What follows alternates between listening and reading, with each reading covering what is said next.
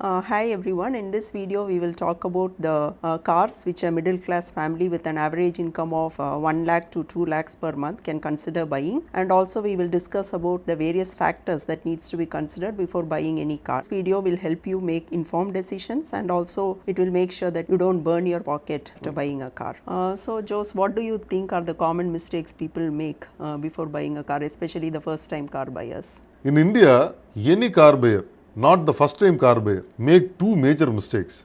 The first major mistake is they go and ask a sales executive, should I buy this car? A sales executive is here to sell a car, and I am not blaming him. It's his job. He is to sell a car.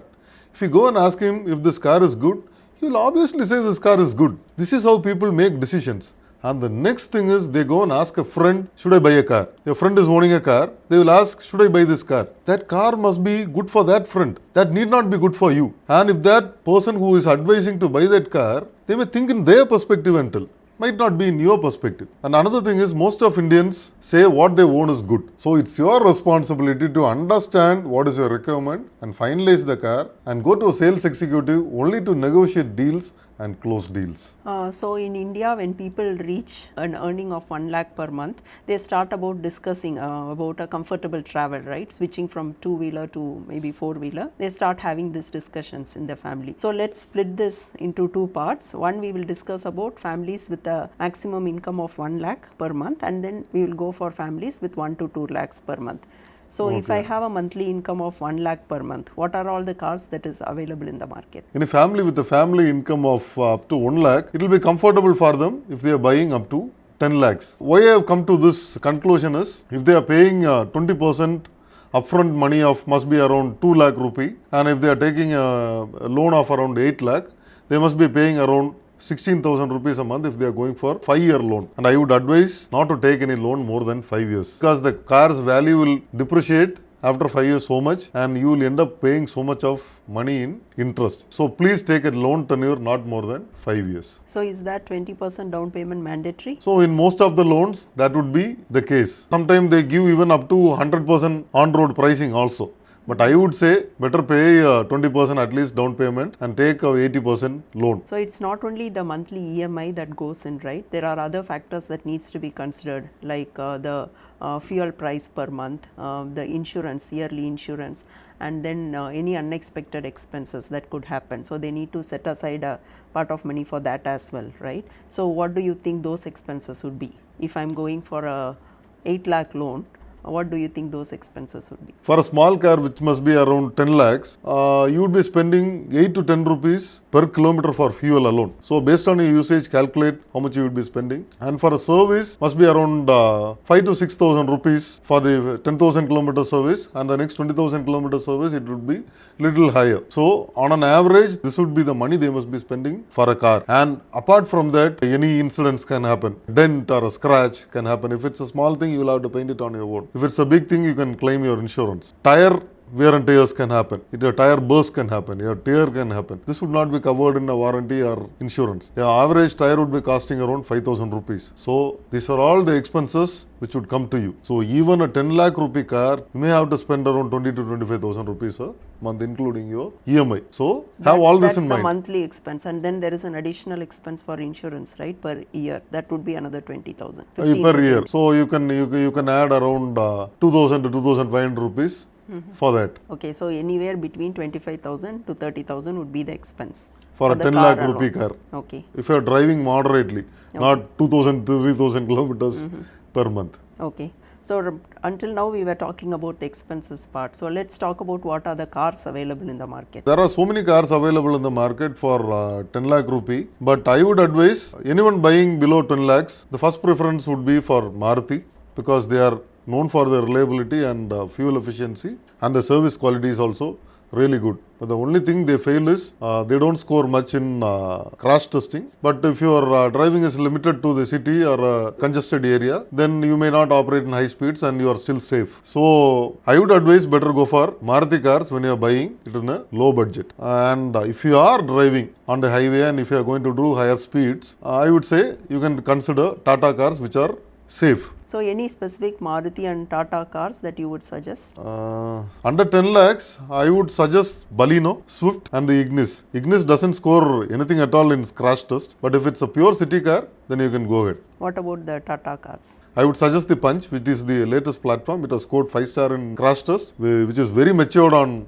highway speeds, and it's an amazing car to drive. But to be frank, Tata service quality would not be comparable to Maruti's service quality. So you will have to decide what is your priority. Yeah, and also the Hyundai i10, I believe that is a car that comes within that budget as well, right? Is there any reason why you didn't suggest that? Hyundai i10 as such is a nice car. It comes with good features and it looks good. But I think the maintenance cost of Hyundai is a little higher to Maruti, and they have also not scored much in crash test. So when Maruti gives everything else better, fuel efficiency is better, maintenance cost is cheaper. So I am thinking, why should I suggest a Hyundai car and this budget? Maruti does everything better, apart from features and the look part of it. And Tata I have suggested because they are very good in safety. So what about the used cars? Can I consider buying used cars within 10 lakhs? Many people who have this budget go and buy a used car. The first time car buyers, many people buy used cars. But be very careful when you buy a used car.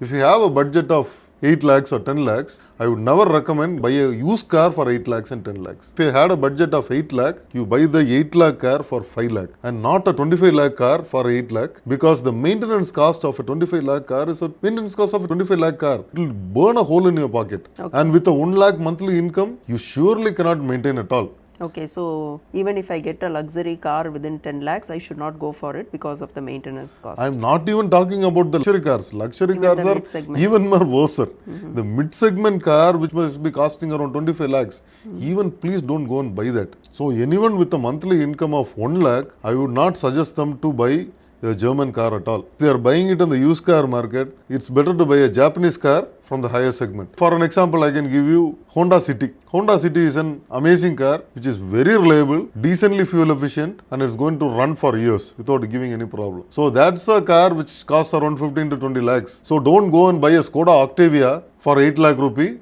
and you are going to struggle. If there is any maintenance which is going to come, which is going to burn up a big hole in your pocket. And surely not a BMW or Mercedes. You get a BMW or Mercedes for 7-8 lakh or 8 lakh rupees also. You surely cannot operate it happily. Okay, so can we move on to the next segment? So if I have a monthly income between 1 lakh to 2 lakhs per month, so what are the cars you would suggest? So if you are somewhere in between at 1.5 lakh, go up to 15 lakhs, and if you are up to 2 lakhs, you can go up to 20 lakhs. Better not to cross this. If you have to stay comfortable in your income, then this would be the maximum budget you can go for. So what are all the cars you would suggest then? If you love driving and if you are looking at performance, any car from Skoda and VW group are awesome. But have in mind that the maintenance cost would be marginally higher than the other cars in that segment. Doesn't mean that it's too expensive. When you're buying a new car, it's very marginally expensive than the other cars. If you drive more, you can go for diesel cars. Tata and Mahindra gives diesel car in that segment. Even Hyundai is giving, but Hyundai doesn't score good in safety. In that segment, Hyundai is not scoring good in safety. So I don't recommend a car at that price to be bought without safety. So in that case, if you want a diesel car, you can go for Tata or Mahindra. If you are going to drive only within the city and if you love so much of features, then you can go for the Hyundai Creta. That's a nice car. It's selling so much in volumes, but only have in mind that if you are going to take it for highway, it doesn't score good in safety. When they buy a used car, even with a 2 lakh monthly income, I wouldn't suggest them to buy a Mercedes or a BMW or Audi. They are quite expensive to maintain. The fuel cost may not be higher, but to maintain them, it's quite expensive. Much higher than the normal mid-segment car. If they are buying a used car, they can go up to a Skoda Octavia, which was a segment higher. They can buy it somewhere around 14 or 15 lakhs, and if they have a budget of 20 lakhs, they can use that 5 lakh rupee as a backup money to service the car. Okay, and the manual variants are relatively cheaper than the automatic variants, right? So what is your take on that? So either it be the 10 lakh rupee car or 20 lakh rupee car, in 2025, unless and until you are an enthusiast who loves to drive and you expect man-machine connect, I would advise not to buy the manual car. The reason behind that is the latest generation is not even learning to drive a manual car. They are preferring to drive automatic car, and another thing is When I talk to many people in the used car market, there is a lot of demand for automatic cars than the manual cars now. So now you buy a manual car in 2025, and when you want to sell it in 2030, there will be hardly any takers. You will lose on value. So I would better say buy an automatic car, and today the automatic cars, they are very fuel efficient. Comparatively on par to the manual cars are even better than manual cars. So I would advise better buy the automatic car. So on an overall, we are saying that you should set aside a 25% to 30% of your monthly income for car if you are buying a car, whatever the income group you belong to. Yeah, cars are not cheap actually. In India, cars are quite expensive. It will burn at least 30% of your money if you are owning a car. Okay. If you go to luxury segment, it is going to burn more money. Do you have something else to add if I have missed something? So one important thing we would like to let people know is, please do not buy cars emotionally, and do not buy based on comparison with your neighbors or your friends. So buying car is purely based on your requirements, and also take the decision wisely so you do not regret the decision. And also keep in mind that car buying is not cheaper, and you will have to spend at least 25% to 30% of your monthly income when you own a car. And any wrong decision made is going to cost you so badly. So make wise decisions. If you buy a car today and if you realize tomorrow that I have bought a wrong car, it is going to cost you so badly. So make wise decisions and buy a car. Thank you. Thank you.